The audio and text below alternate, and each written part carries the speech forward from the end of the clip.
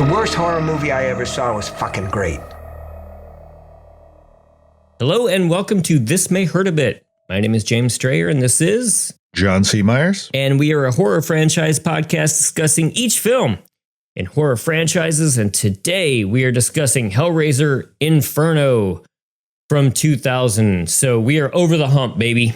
We are into the direct-to-DVD market for Hellraiser. And like I try to say this, that doesn't make a movie automatically bad in my book. Absolutely not. You know? Absolutely not. Straight to DVD is different than straight to streaming in our modern era, but it's usually took on a certain connotation. And as usual, do my best to find things that I like, but you know, it does, there's a drop in budget and overall quality to these. And as previously stated, part 4 was the last theatrical Hellraiser film. So yeah, and rather than just sort of slide down a little bit in terms of quality, maybe just a slight dip or, you know, start of a downward trend. This just goes into free fall. Yeah. It's just, I mean, they got rid of most of the budget. I think it was like, they only had like $2 million, which I think the number 4 had 4, I think. Something like that. Yeah. You know, every dollar is on screen. Yeah. I did come across a factoid that said that their special effects budget was $50,000 and that's it in a horror movie, in a Hellraiser movie. So they were doing what they could, you know, with what they were given. It is funny though, that in looking up kind of current opinions about this movie, this one has many defenders. I found a lot of people who were, and I'm just going to say it for my own personal taste, a lot of pseudo-intellectualizing on this movie.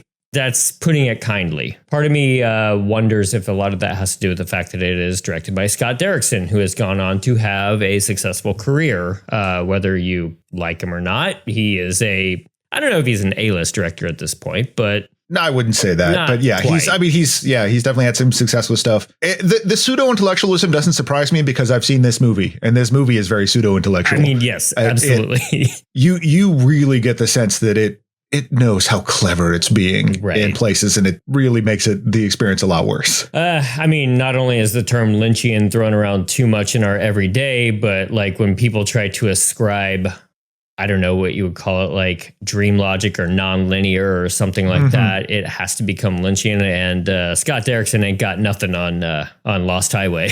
Thematically, yeah, I didn't really think about that. That a lot of the core conceit of this is very similar to Lost Highway. The parts where it gets weird, really feel forced. They don't feel at peace with the whole thing. They just feel like this would be kind of a weird idea. Let's do this. And a lot of them are fairly cliche ideas too. Yes. I mean, the whole man who loves puzzles and palindromes and that kind of stuff that just got really insufferable very quickly. Yeah. The opening, like near the beginning where he has the voiceover about like, I learned that careful examination of how and what and why would inevitably lead to understanding, even to control.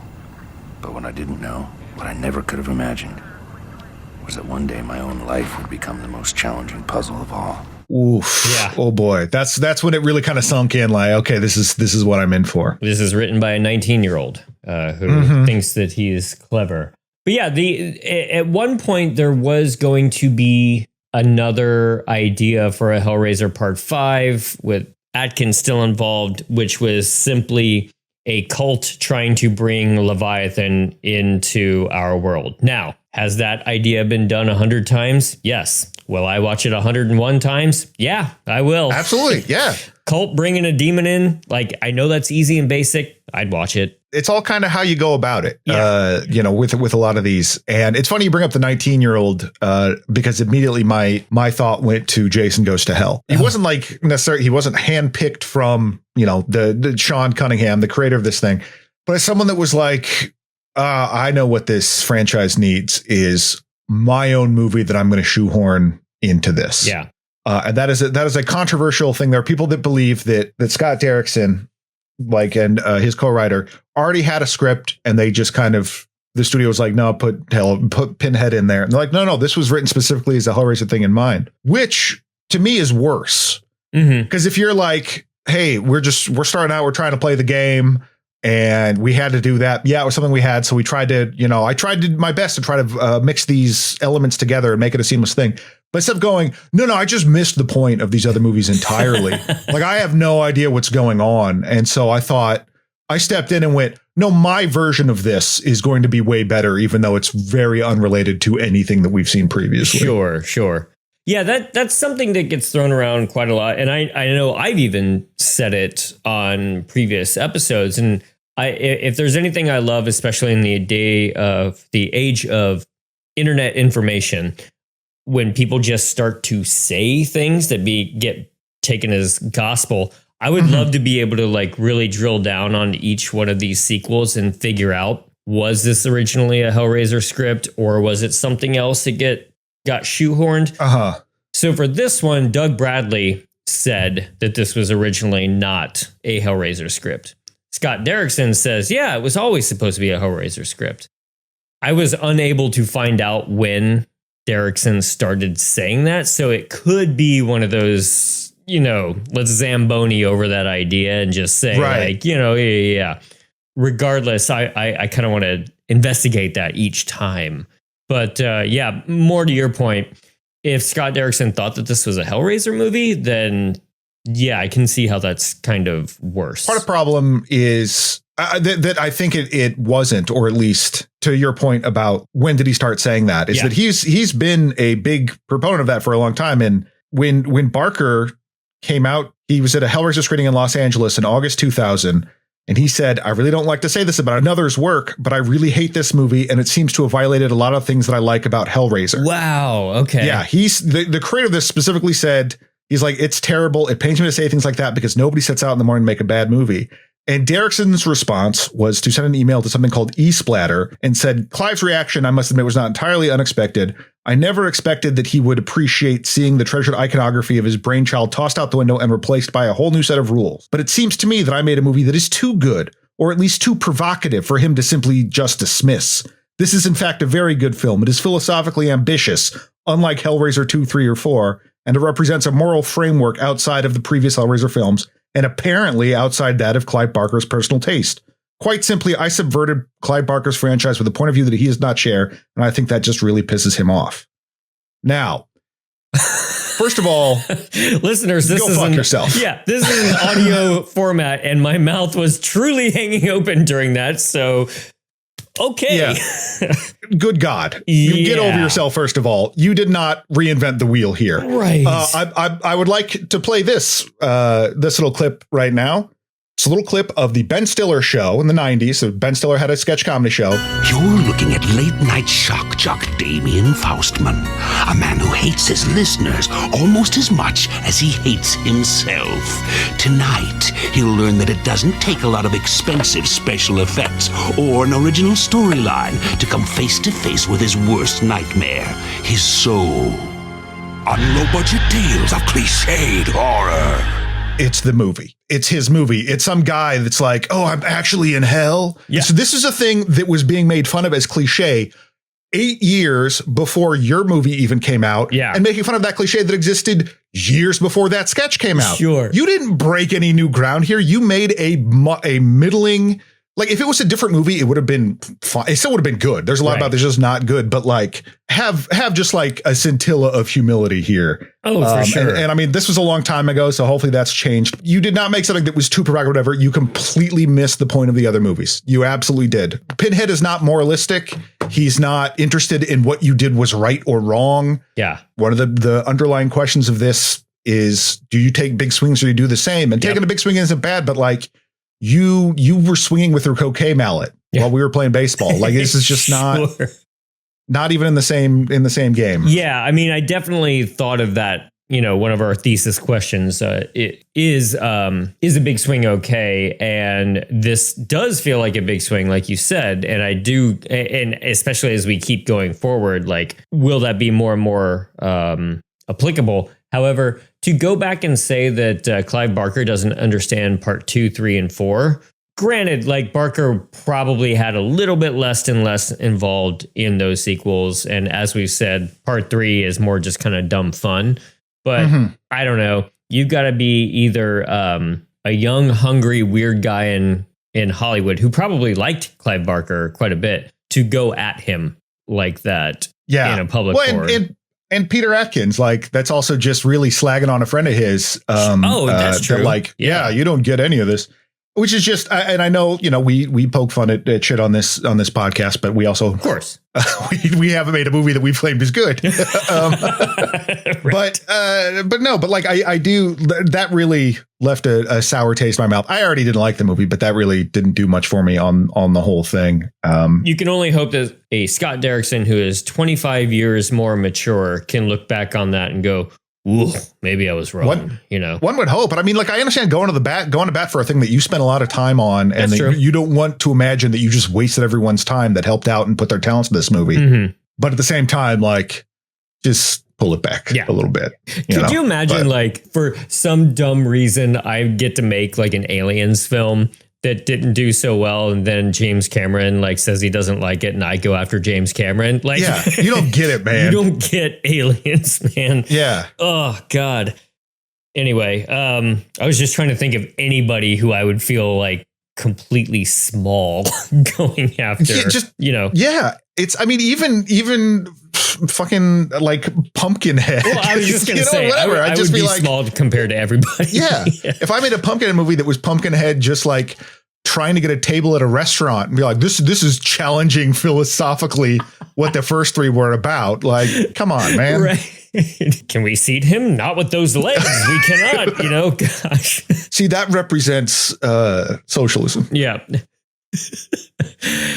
Yeah, this is a rough one, folks. And that makes, like, you bringing that to the table just made me kind of dislike it that much more, because at first I was just sort of watching this from a point of view of, I don't really like any of this, but it's a first time filmmaker trying to get his like foot in the door, trying to put his stamp on something. But if he's going to be that dismissive of what came before him, then ooh, yeah. In his defense, but I guess I will credit him that at this time, when this came out, like 2000, we were pretty headlong. Horror in general was pretty headlong into back to teen slashers. Yeah. Going back there, Scream. They were about ready to make their third Scream movie. Miramax and the Weinsteins, whatever. But they still wanted to do this because they were still pumping out sequels to stuff like Children of the Corn, whatever. They're like, there's a video market for this. Let's go ahead and keep doing this. But I will appreciate that there wasn't just, can you make Pinhead like Attack a College Campus? Sure. For all its other faults, it is its own thing. Yes. It is a movie that is, although completely cliched and terrible, is very much its own thing. Yeah. And, they could have gone the Hellraiser 3 route of making it more of a slasher. Maybe that would have been more fun. And, as we've said, kind of fun for what it is. But, yeah, he didn't go that route. Scott Derrickson is also, a lot of his films have to do with faith and Christianity, and I'm not automatically against that at all. Oh, but no. He brings a lot of, like he did Exorcism of Emily Rose, which I only saw the one time, but it was okay. His dream project is some sort of like heaven and hell, demons versus angels, like battle. Oh, Paradise Lost. Duh. He really wants to make a Paradise Lost film. And I can only imagine the CGI battles in that, of course. Yeah. However, like his true interest lies in biblical philosophy and that kind of thing through a horror lens. And you'd think that he might bring something to a Hellraiser movie. Again, as we've slid from the cosmic horror that is the first one into a more traditional Christianity hell, maybe Scott Derrickson would have something to offer here, but no. But definitely more moralistic. This is all about a guy having to atone for the awful things he's done in his life, rather than it just being the weird S&M aspects of it, the whole like pleasure and pain and just the quest for sensations. That's out the window. And now it's just, this happens because you're bad. Let's drill down on that too, because for the sake of just being able to get into this, let's just spoil the ending. Yeah. Because it's so stupid and I don't want to dance around something so stupid to make points. But he's been tracking a serial killer called the Engineer for an hour and a half in this movie. And in the end, you can kind of see it coming a mile away. He's the engineer. So, oh my God. Yeah, you get it, because the whole time there was a guy with a mask on that covered up his face, which of course meant that it was him. I'm assuming those were the sins that he was atoning for, correct? Like his murderous self? Yes, because it seems like he killed people and this is him having to atone for that. But it seems like the people he killed were specifically that Joey Cho, like the guy he knew in high school, and then the prostitute and then his partner / buddy. Because I don't think he ever like murdered any children or anything like that, because the weird twist about the fingers. I will admit that I deeply stopped caring. Yeah. When it kind of got where I kind of can tell where this is going, but I don't really. Yeah. I'm not invested enough to try to pick apart like, but wait, could that have even happened? Because the movie wasn't interested in doing that. So sure, I'm not going to waste my time. Where I was trying to kind of draw a dividing line, I suppose, is like it shows him as like this immoral cop. And I was just trying to think of like, okay, so he likes a little cocaine sometimes and he has sex with sex workers. I don't know, like on the big old graph of being a bad guy, like to me, that ain't that bad, Yeah, I mean, like, I'm not going to stick a flag in that necessarily, but I'm just like, that to me does not result in Pinhead coming to punish you. Why would Pinhead be coming to punish you anyway? Right. For doing the stuff that's like, yeah, that desire and stuff like that. That's what we're all about. What you are into right now is child's play. This is dumb shit. Yeah. Right. Instead of being like, oh no, I'm going to make you suffer forever. Be like, hell yeah, brother. You want to see some cool stuff? Let me show you. Yes. That's Pinhead. Yeah. But there's also the fact that he's a crooked cop. And this scene is amazing where they've done a bust and he's like he's going over the evidence in the evidence room and there's $400 and he takes a bunch of it and just crosses off 400 and writes in pen underneath it 100. Crime is that easy. No questions asked. He didn't even initial it.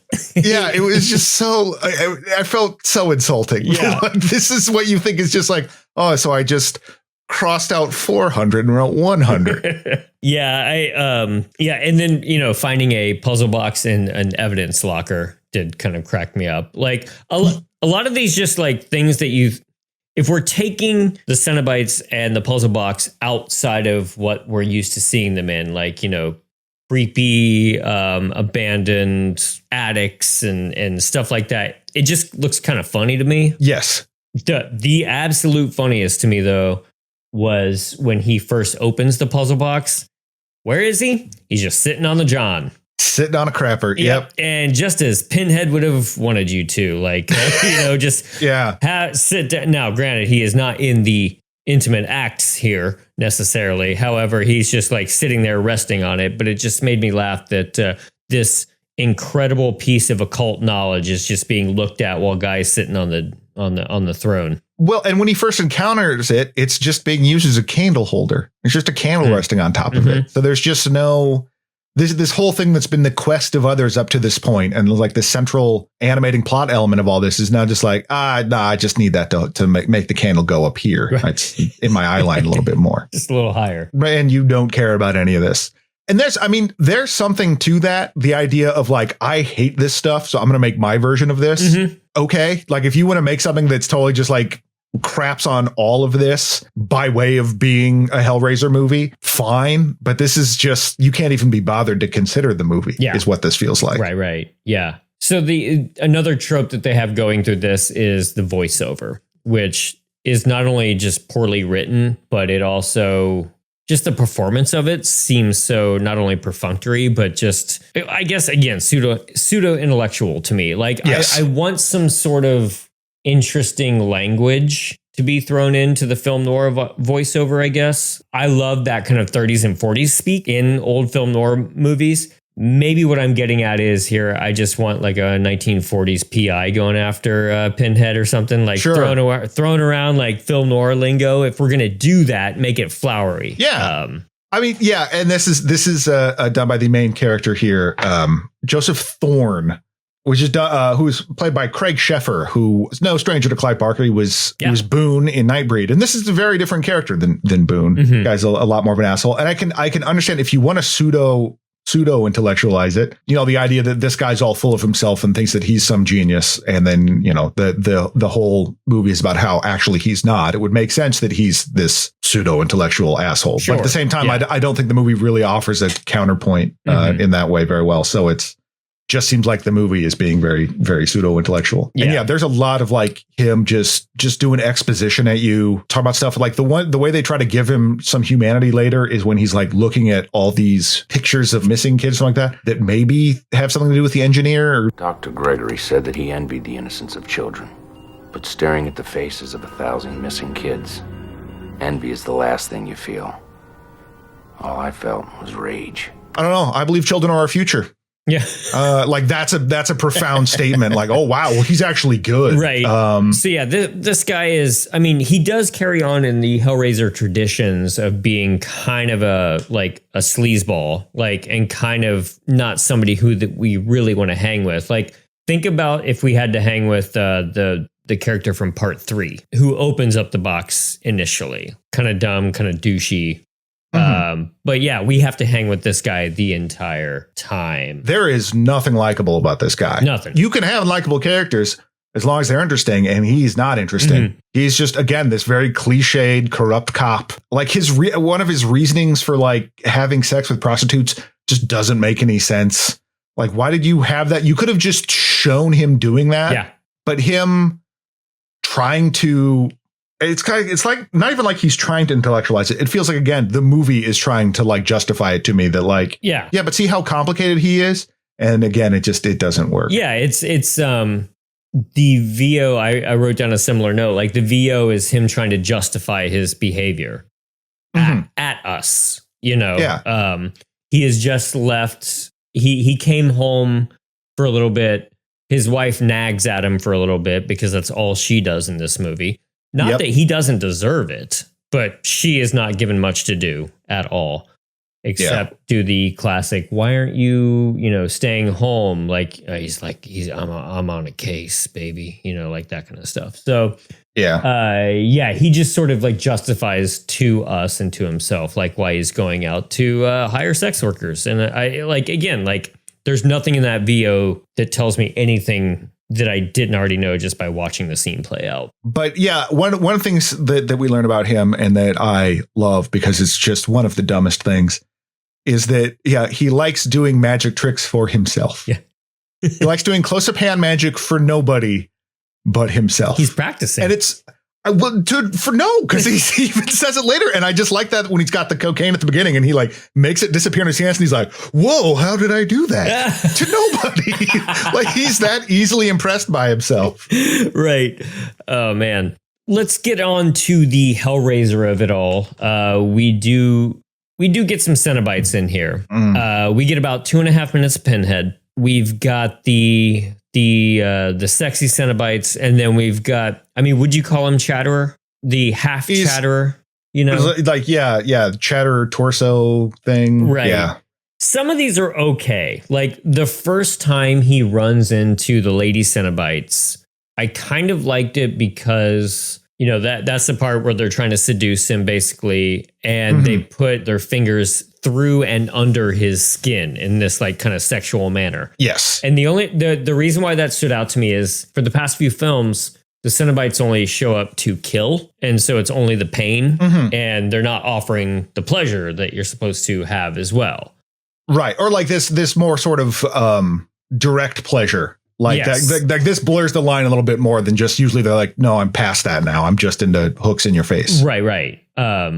So this is almost like what Frank would have wanted in the first one. Yeah, it's a little bit closer to that. But I do think that the decision to make them increasingly less human was kind of a mistake. Again, like I could see it for the movie that you're making here. Yeah. Outside of any other Hellraiser movie, like having these pretty alien looking demons is fine. But, part of the whole fear of at least the first couple is that these are still pretty humanoid looking things. They're humans that have been disfigured and tortured. Like the face of the twin Cenobites are like weird and elongated. They kind of look like, my first thought was the Abe's Odyssey. The Oddworld is a video game for the PlayStation. I don't know.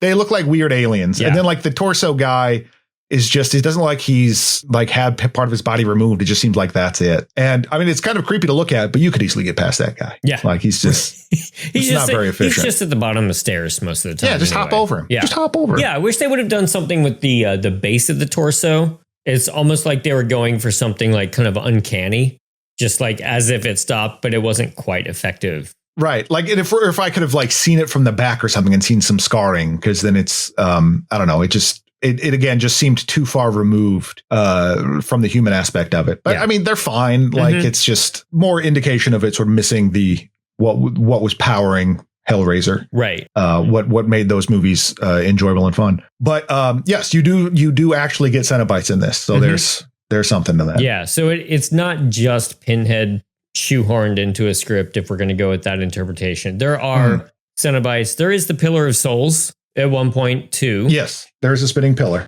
With the mother and the daughter strapped to it, and they kind of freeze and their arms fall off. Were the cowboys Cenobites of some sort? No. Explain the cowboys to me, John. I wish I could. Yeah. At one point in Thorns looking for the engineer, he goes to like a tattoo piercing shop. And then like finds out about another guy, what's his name, like Pagliacci or something, like an Italian boss. Sounds like this is when he talks to his. I am Mr. Pagliacci. I am the engineer. Yeah. No, I'm sorry, but that's when he's talking to his informant, the ice cream man, in a very like police TV show cop scene. Yes. So he finds out about this guy and has to go. Mr. Parmaggi is his name. Okay. So he's like, okay, well, he's at some place called the Crossroads or something like that. They get a message when they find the informant's body. They get a message that this Parmaggi goes to this place called the Crossing. You should go there. And it's in the middle of nowhere. It's like at the end of a dirt road, but it has all these giant neon signs all over it. Okay. And then they go inside. Bone Thugs are there. See you at the crossroads. So you won't be lonely. They will. I will not be lonely. It's full of cowboys. Yeah. It's just everyone there is dressed like a cowboy playing poker, and no one's reacting in any kind of way. And then like he doesn't think it's weird. He sits down, and then like this Parmaggi shows up, and he's all in six figures or whatever. And I like that actor that plays him. He's a character actor, been in all kinds of stuff. Michael Seamus Wiles. He's got a great voice. Yes. I can assure you, Detective, you're quite mistaken about the engineer's message. Don't fuck with me. You like to play games, don't you, Detective? The engineer likes games. And it appears that you're playing one of his games right now. And he's in Lost Highway, actually. He's one of the prison guards, oddly enough. They have a back and forth, and then it ends up with Thorn like outside trying to run away. And these two kung fu cowboys show up and just kick the shit out of him. And from a distance, they look like they're in Ministry. Emerging from totally. the fog. Yeah, because they have like, it looks like dreads. Kind of, dreads, they're like the twins from the Matrix show up. Yeah. And I was like, are these demons? No, they're just guys. Yeah. I kind of liked the effect when he first walked in, and you couldn't see any faces just because they're below hat brims and nobody's paying attention. That it felt like an okay kind of eerie scene, but I was still reeling from the fact that I was watching a room full of cowboys in a Hellraiser movie. Yeah, it really you don't have the juice to make this work. Like it feels just shoehorned. You had an idea that feels completely shoehorned in. It doesn't feel like this gradual descent into this weird world or something. You're like, I don't know, cowboys. Yeah, and that sequence goes on for a while too. It goes on for a very long time because he's like, "Oh, you're the engineer." He's like, "No, I'm not." But this guy's the engineer, and and then the kind of like kung fu fight scene again seemed extremely out of place for a Hellraiser. I was excited in that moment because I'm like, this is so stupid. But I'm like, if we're gonna do this, let's do this. Right. Like let's have cowboys. Random cowboys kung fuing a guy. If you want to go this off the reservation, so to speak, absolutely. Yeah. Just go this nuts with it instead of what you're doing.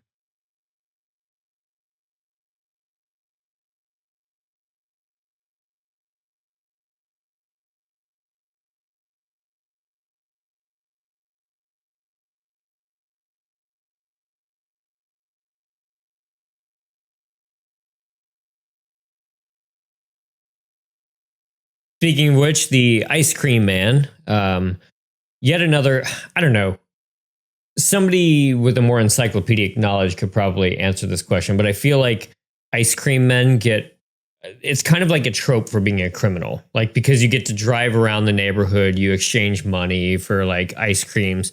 It's that really easy thing that I'm extremely tired of, where you take something innocent, but it's actually twisted. Right. He sells ice cream to kids, but he's actually a criminal. Like I'm so tired of that kind of stuff. So then you're not going to like it when we do the Ice Cream Man series with Clint Howard. Oh, good grief.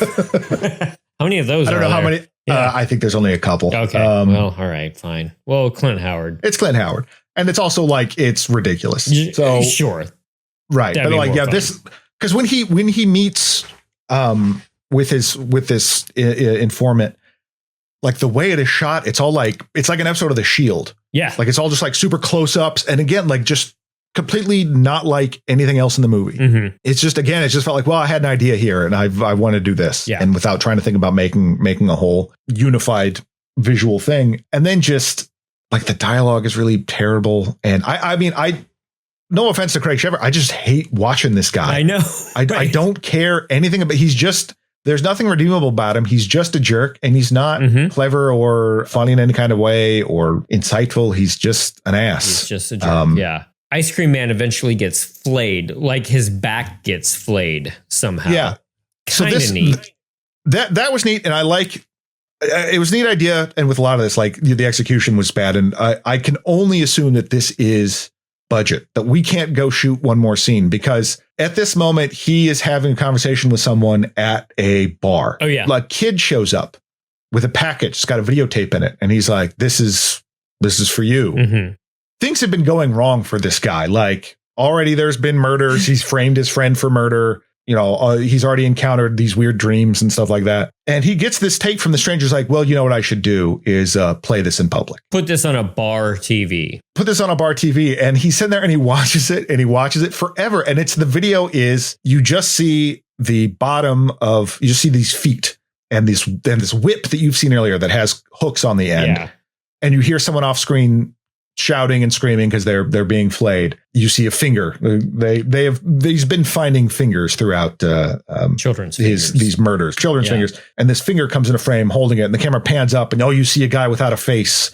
And it's like, okay, that's actually very creepy. But then this CG tongue, overly long CG tongue, comes out and licks it, which like sets it on fire. So I'm immediately like, oh, okay, this, I don't know, it took me out of the moment, because what seemed like this raw, real thing is now obviously not that. And it kind of undercut it. But I just love that he's like, I'm just going to sit and watch this guy getting murdered, screaming. Let me turn the volume up. Yeah, I don't know if you've ever tried to change a channel in a bar TV. It does not go over well. And especially if you want to watch a snuff film on the bar TV. I think we've all been there. Yeah, I mean, I think Blazers fans would get very upset with you. It's just, but this is the second time that he's just sort of dumbly encountered this, because a lot of this kicks off with, he has when we're still being introduced to what a badass he is, he has sex with a prostitute, and the prostitute tells him, whatever you want, however many times you want it. Right. Like most men, anything he wants means have sex on the bat signal. Because it just cuts to them. There's just this bright light shooting at them from underneath. And I'm assuming that's what they're doing. It's Inferno. Yeah, I guess. It was, it was trying to be arty, but it just looked like they were having sex on the bat signal. Yeah. But so the next day when he's back at work, he gets a call from her and he's like, why are you calling my number? And she's like, oh no, I'm in trouble. And then just screams on the phone while he just sits there deadpan forever while she's just being murdered. He's like, okay. And what do you expect me to do about it? And it's like, this is so poorly done. Like, I can understand a thing of like hearing the horrific idea of like not being able to do something. Yeah. But like, this is a character you don't know or care about, and you're not really hearing her suffer. You're just kind of hearing her scream and then just that for a long time. It's not a kind of indication of what's going on. It's like, well, sounds like the problem solved itself. Yeah. Hang up. It's just what emotion they were trying to go for there, I don't understand. And I know when they bring it back at the end that it's supposed to mean something, but it doesn't. I mean, he finally reacts when they do it at the end, but yeah. So like, he's just loves not reacting to things, not having any idea how to deal with other people in public, and then not reacting to things. That is Joe Thorne's main features. So when does it kind of go into the kind of final stretch where we realize that he's in hell? I believe it is when he gets the phone call to go see his parents, correct? That's really when things start to kick into overdrive. I mean, there's an argument that it's been this like the entire time. Yeah, the moment he sits down on the toilet, he's in hell. Yeah, pretty much. Pleasure and that pain, am I right? Sorry. Right. Yep. That's Taco Bell slogan. But yeah, that I think the idea is that that's when he opens the box that this is all happening. Yeah. But for those people to have died, he would have had to have already killed them. It's unclear. Yeah. But there's at a certain point of this movie, he's in hell and he's destined to always be in hell. But I think it really kicks off when he gets the call from his parents. Yeah. So he goes to see his parents who are in a care facility.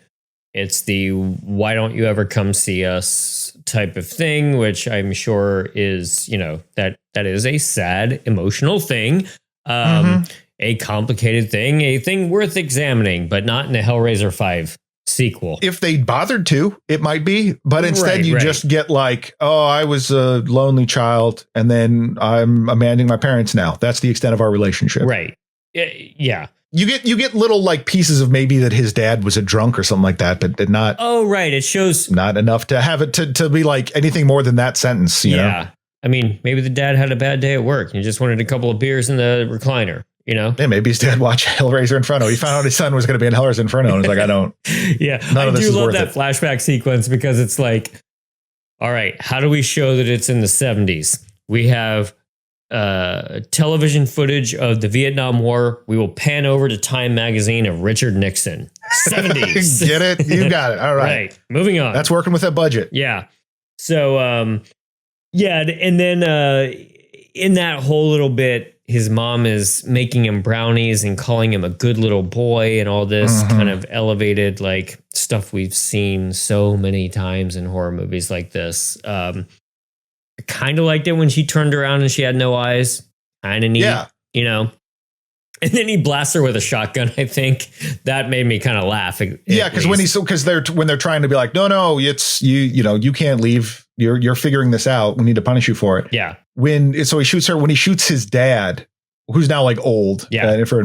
Like I love that the stunt man playing his dad just really takes a leap back. Yes. You can see him like shoot, crouch, jump. It's like it's real still. And there's a lot in this movie that is like this is a neat idea, just poorly executed. Sure. But that one got me a lot. Yeah. I kind of like the hospital stuff that preceded that but I'm not an expert, but it did remind me a little bit of like the Silent Hill type of thing, like creepy hospital. That gradual slipping into madness might have been a little bit more interesting because like that he goes to the hospital. There's this whole sequence where he goes to the hospital and he tries to sneak his way in. And then the nurse is like, oh, I didn't know the Thorns had a son. He goes in and like all hell breaks loose in this other thing. And he wakes up, got to go see his parents. And like it starts playing out again. But at that point, so much stuff has already gone off the rails for this guy that it's not like, oh, isn't this weird? It's more like, yeah, you've already done this. Things aren't what they seem. Why am I I get that. Why doesn't he? He's supposed to be a genius.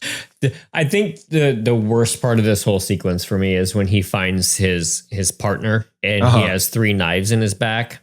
So you get it. He stabbed him in the back. Yep. Stabbed his friend in the back. It's Clive Barker couldn't handle that level of intellectualism.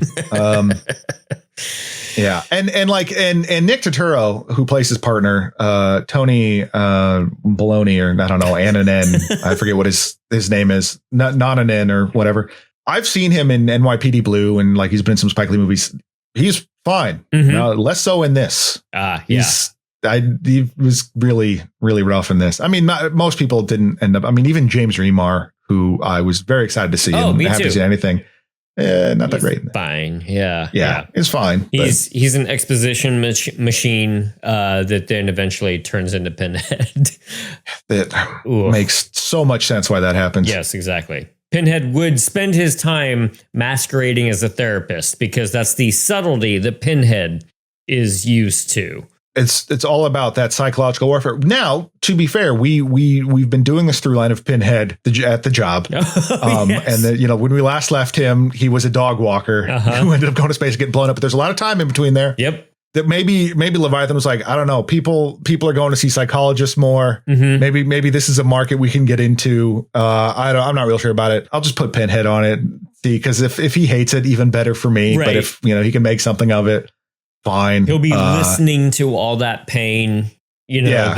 of the person on the couch, you know, maybe some tears during therapy, just waste of great suffering. Yeah. So they're trying to disrupt the hell paradigm, and they're like, we'll just put Pinhead on it because if you know, it's a make work job at this point. I don't need this guy on his own doing stuff, but Right. I guess I'll try him out with this. And Might I be mean, good for him. He might learn something about himself too, like any good therapist. He does. I mean, I do agree with Doug Bradley's point, you know, and he's walked it back a little bit, but he's like, I think it's really crummy that you just slapped Pinhead all over the marketing for this. And like, I am not in the movie at all. Yeah. And like, it's true that he's not in the first one much, but like, it's all centered around him and like he's a known presence and whatever. This at this point in the movie, all we've done is seen him show up as the wacky next door neighbor in a dream. Right. Like he opens the door and there's Pinhead. Going, did I do that? Right. But I do think he has a point that like this really doesn't feel like a Hellraiser movie. And so to slap Pinhead all over it. What do you got? I just thought wacky next door neighbor, just like Pinhead making an entrance like Kramer and Seinfeld just launching into Jerry's apartment. The Mackinac peaches are back, Jerry. Right. I have such pleasures to show you. The Mackinac peaches are back. The pleasure is staying in the shower all day. Just a couple of chains. Just burst the door open. Giddy up, yes, Jerry. Anyway, yeah, gross underuse of Pinhead in this. I do like this was apparently Pinhead's like 100th time getting the makeup on for this one. The special effects guy, Gary Tunnicliffe, Bradley's 100th day in the Pinhead makeup. The crew was celebrating accordingly. There was lunchtime. There was a champagne and cake in the shape of Pinhead's face with candles in places of the nails. Oh, which is pretty great. Yeah. Yeah. I mean, it's the makeup again looks better than 3 still, but nice to see him. But yeah. Also big shout out to speaking of effects work in this. Some of the digital effects I'd like to shout out camera wiggle. Well, I don't know if it's the wiggle effect in After Effects if they did this or something, but gets a lot of use out of camera shake. Be it like give the appearance of their driving in cars, trying to make scenes seem like they're interesting when it's really revealed they're in hell. Doing a lot of work there. Just kept on going. Just big ups digital camera shake and the guy that forgot to turn it off. Oops, I exported that with it on all the clips, not just a few. My favorite is later where it seems like it's like trying to do something and then it's like, oh, look how crazy this, and it stops and it picks right back up. Yeah, like, right. I'm sorry, I forgot. Right. We're still in the scene. Yeah, that final sequence where we discover where Pinhead appears, he says like you're in the hell of your own making or some horse shit like that. You have destroyed your own innocence, allowed your flesh to consume your spirit. You are your own king, and this is the hell you have created for yourself. Then there's a version of Joseph there, and then there's a kid there. So the kid is supposed to be him, I believe. Right. And then and the other version of Joseph is the engineer, I guess. Yeah, is the real him like it's not really clear because when like he escapes or kills him there, he gets torn apart by the hooks. Like his Pinhead ends up hooking him like that. The other one's still there. So who's that guy? Yeah. Again, this is a lot more supernatural than the sort of natural plus that it's been in the past, like a little bit weird. You mean, but this is pure on like there's ghosts and shit. Yeah. Like there's this alternate version of you, not Pinhead like doing a voice of you or, it's right. It's just here's you, I guess. Yeah. And then it does as it closes out, it does get into that repeating thing, which I find irritating of he shoots himself a couple of times. Yeah, because like it's he's realized he's doomed to repeat this forever, and like it goes back to the earlier scene where he gets the call from the prostitute. He actually reacts this time and then shoots himself in the head, which we had heard a story about before, someone doing that, because he wakes up and he's he's still alive. And yeah, the idea that he's destined to repeat this hell of his own making forever. I don't understand just on a pure like this is like on a Tales from the Crypt, like, oh, what a twist kind of thing. But so he's figured it out. And the whole thing is that he's supposed to be like a genius and good at puzzles and stuff like that. So like you can just not be, like you can go like, oh, OK, well, I'm in hell. Yeah, I bet this is going to be bad. Oh, it is. OK. Right. Like at a certain point, kind of like with the idea that like at a certain point, this pain becomes pleasure. At a certain point, doesn't this terror just kind of stop being terror? Right. Doesn't it? Like, is the idea that you're just going to go through this stuff and be completely inured to it and then come out as like a super duper asshole? Yeah. You're like, I don't apologize for nothing. I'm just used to this now. Yeah. Like this sort of spiritual punishment doesn't seem like it fits in this universe. Yeah. I started keeping track of, I just called them pass out wake ups because I thought that there were far more of them in this movie, even though it happens like twice in the last 15 minutes. And maybe that's why it stayed with me for so many years. But I thought the whole movie was just nothing matters because there's no consequence of the previous scene on the next scene, which always drives me nuts in movies. Well, like this. I mean, there's a certain amount to that, because if it is just like, oh, this was all a dream, then like, what was the point of this? Yeah. You know what I mean? Like if it doesn't have that, it doesn't have much underpinning it, so that it's when the plot is just that, there's not much else there. Like you could argue, I don't want to spoil too much about Lost Highway, but you could argue there's elements of this that are similar to Lost Highway, but like there's more to it than just the plot elements in Lost Highway. There's a feeling. Yeah, this is kind of artlessly goes about presenting this, and then it's weirdly moralistic. It doesn't it just seems like it's just this base level. There's not a whole lot underneath it. The idea of turning Pinhead into Jigsaw is just, but with emotions, but is a strange choice. Oh, that's true. I never really thought about that. The rug pull just calls everything into question. So is the engineer even, how much this is even real? Yeah. Like, was there an engineer out like doing stuff, or this has all just been in him just realizing he's in hell, you know? And like this again, like this draws heavily from Jacob's Ladder, which also has somewhat of a similar trajectory, but it's much more about that struggle and coming to terms with things and letting go and all that, where this is just, what if a guy sucked for 90 minutes? I'm sorry, for more like 110 minutes. And then it realized he still sucked. Yeah. Oh, okay. Yeah. Now he's in hell too. I never thought about that. That's crazy, man. Well, let's just go ahead and honor our dead on this one. And the problem with this is I'm going to have to do a little bit of fudging on the numbers here too, because, you know, he dies multiple times. Is that multiple deaths? I don't know what how I'm going to square this circle, but that'll be my own hell in about an hour as I try to figure this out. That's what this all is. Yeah. Yep. All right. Let's honor our dead. Daphne Sharp, played by Sasha Barese. Ripped apart, hung in shower. Bernie, played by Nicholas Sadler. Back flayed open by hooks. Mother, played by Catherine Houston. Killed with bone saw. Father, played by Thomas Crouch. Killed with bone saw. Detective Tony, played by Nicholas Turturro. Stabbed in the back multiple times. Melanie Thorne, played by Noelle Evans. Hung on pillar, froze to death. Chloe Thorne, played by Lindsay Taylor. Froze to death, arm falls off.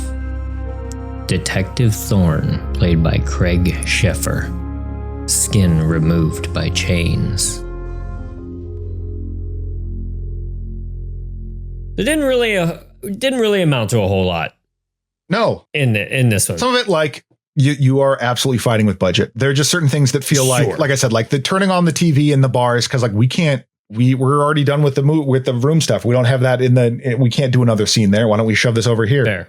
And just like some of the effects that you can tell he wanted to do don't really work out. Like when when they're in the cowboy area, the cowboy zone, and he sees like in the distance the faceless monster wearing a cowboy hat like walk across the screen and go out the store. They try to do this like Lisa Marie in Mars Attacks kind of walking, where it's like looks like he's walking, but he's kind of gliding. But it's very awkward because it seems like maybe they just have him on a dolly or something and he's like pretending to walk. But it really looks like he's making a mad dash to the can. And like that really takes the wind out of your sails when you're, you know, that really reduces the power of your monster. When he's like, come on, cheeks, stay together. But I watched that scene a whole bunch and it made me laugh a lot. Right. So good for you, Scott Derrickson, on that one. On that, yeah. You got a little physical humor in there. Yeah, which Scott Derrickson did do Doctor Strange. So he got Marvelized, so he's doing all right. He got Marvelized. He did do Sinister. And there's a lot that I like about Sinister. Is Sinister the one with Ethan Hawke in the snuff films? Okay. Okay, I haven't seen that one. Because there's a couple of those. Two. So. And so, watching this, I thought like, maybe we can cheat and do another two, like doubleheader instead of a franchise type of deal. Mm-hmm. There's a lot of good stuff in Sinister. Well, maybe we'll save that for the Patreon or something. That could be a Patreon one. Yeah. Yeah. Speaking of which, check out our Patreon. Get Scott Derrickson. Hey, you want to hear us apologize to you? Come listen to the Patreon. Come be our guest, sir. Come pay for it. Yeah. Over on the Patreon, we're talking about other Clive Barker films. We're talking about Twin Peaks. There's a whole bunch of other stuff going over there. I think we have not recorded it yet, so we will. It's likely going to happen. I don't like to throw out there what we haven't recorded yet, just in case. However, we are going to be doing. You describe it, John. You discovered this. We talked a little bit in Texas Chainsaw Massacre about it being marketed in other countries as sort of a bait and switch sort of thing, and so we're looking at some foreign versions of films. One of which is the Indonesian version of Hellraiser called Row. We're looking at that, looking at a complete ripoff of Texas Chainsaw called Cannibal Farm, and then possibly the thing that spurred all this, Night Killer, the Bruno Mattei, Claudio Fragasso, that was marketed as a Texas Chainsaw sequel and is nothing to do with it. Yeah. Much like Hellraiser Inferno, It has nothing to do with it. Although there is not even a Leatherface in that. So Hellraiser is a little bit better. Yeah. But yeah, you can find that over on the Patreon. Thanks everyone who has joined, listened, and who keeps reaching out and contacting us. Thank you. It's always nice to hear from people. Yeah, absolutely. So feel free to drop us a line about anything. Mm-hmm. For sure. Yeah. So just going over it just briefly, $5 a month, you get 1 to maybe 2 episodes extra over there on the Patreon. And for a big old $8 a month, you get those extra ones, and you get 2 episodes of our Twin Peaks recap discussion podcast called Rest in Pain over there. But yeah, it's a lot of fun. It's some extra stuff. I really like this kind of filling in the cracks that we're going to do with these type of related projects. With the Hellraiser ones, we've done Midnight Meat Train, and we did Lord of Illusions. We've done other Clive Barker related films over there on the Patreon. So if you're digging this half a year dive on Clive Barker Hellraiser films, and you want to keep going on the Barker train, we're if doing you that. don't, if you aren't enjoying this and you want to hear about different, better movies, that's true. Yeah. We're talking about those over there. Yeah, if you get tired of hearing us talk about the straight to video Hellraiser sequels here, come join us over. Talk about Midnight Meat Train. Maybe that's worth a watch. So. Wish I was, speaking of the Midnight Meat Train, I was, again, just the fact that this villain, it was called the Engineer, which is not a terrifying name for a killer. Yeah. I'm just imagining like some guy that's really into trains or, or that it's a dude, or it's Thomas the Tank Engine. Again, yes. that he's been behind everything. Well, he's kind of like one of those, Pennywise the Clown. Like, so you see, back in the 1800s, he's been terrorizing people, but he's just been tying ladies to railroad tracks. Yeah, that's how he got the start. I guess it wouldn't be Thomas the Tank Engine because he's the actual train. It would be like Ringo Starr is the Shining Time Station guy or something like that. Yeah, Ringo Starr, mass murderer, terrible. Goes twisted. Yeah. What if the Beatles were twisted? When are they in the public domain? Does that happen in music? I don't think it does. It happens to anything, but they're never going to let that happen. Right. All right, everyone. Well, thanks for joining us on part 5. Part 6, I believe, is called Hellseeker. But we'll watch it and we'll talk at you in about 2 weeks about that next one. And I don't know. Who knows? Maybe it'll be better than this one. I am of constant faith. Yeah, I mean, like we're at this point now where who knows what's coming next with this thing. So honestly, I'm a little excited. Because like, I don't necessarily mean it's going to be good, but it's like, there is no telling where we're going next. I like that positivity. Absolutely. Sure. Yeah. Let's go with that. Let's go with that, because this was such a strange left turn that we usually kind of appreciate, at least on some level. But yeah, let's see where Pinhead takes us next. All right. So until then, you can find us at This May Hurt a Bit Pod on Instagram, Hurt a Bit Pod on YouTube, and you can email us at thismayhurtabitpod@gmail.com. So until then, fire up Hellseeker, and we will see you in a couple of weeks. Good night. Good night. This has been a Caretaker Press production. It was produced by James Strayer and edited by John C. Myers. Logo by Ethan Kimberling and music by Michael Arthur Holloway, who you can find on Bandcamp. Follow us on Instagram at thismayhurtabitpod and email us at thismayhurtabitpod@gmail.com. Give us a 5-star review over on your favorite podcast app, and we'll see you next time.